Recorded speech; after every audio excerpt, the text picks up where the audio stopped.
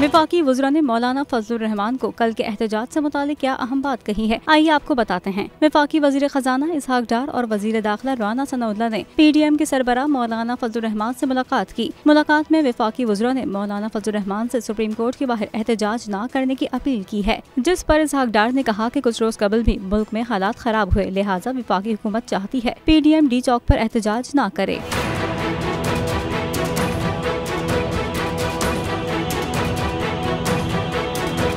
वफाकी वज़रा की अपील पर मौलाना फजलुर रहमान का कहना था कि कारकुन पुरअमन हैं और पुरअमन एहतजाज होगा। हमारे कारकुन एक गमला या पौधा भी नहीं तोड़ेंगे। हम ऐलान कर चुके हैं, फैसला अब अवाम की अदालत में होगा। मुल्क भर से काफिले इस्लामाबाद की जानिब रवाना हो चुके। ख्याल रहे कि पाकिस्तान डेमोक्रेटिक मूवमेंट ने अदालती रवैये के खिलाफ कल सुप्रीम कोर्ट के बाहर धरने का ऐलान किया है।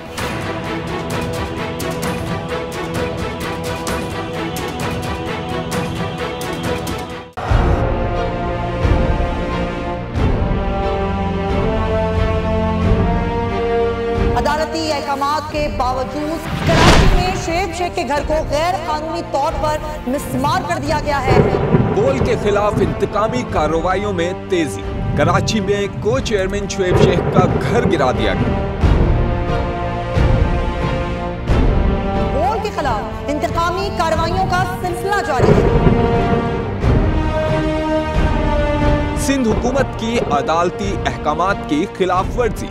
सिंध हाई कोर्ट का स्टे ऑर्डर नजरअंदाज।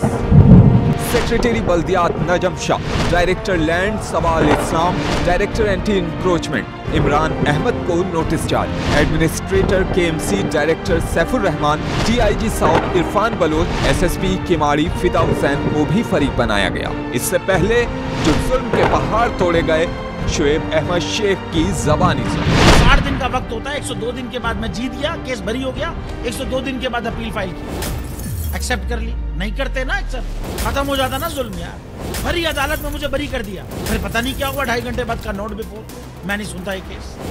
खड़े रहते अपने फैसले पे, मिट जाता जुल्म। अल्लाह ताला ने बिठाया इस इन कुर्सियों पे इनको यार, ये अल्लाह ताला की तरफ से फैसले करने हैं। तो या तो ये फैसले आएंगे, जुल्म मिट जाएगा, या कौम खड़ी हो जाएगी जुल्म के खिलाफ। हर मुश्किल के बावजूद बोल हकीकी सहाफत करता रहेगा।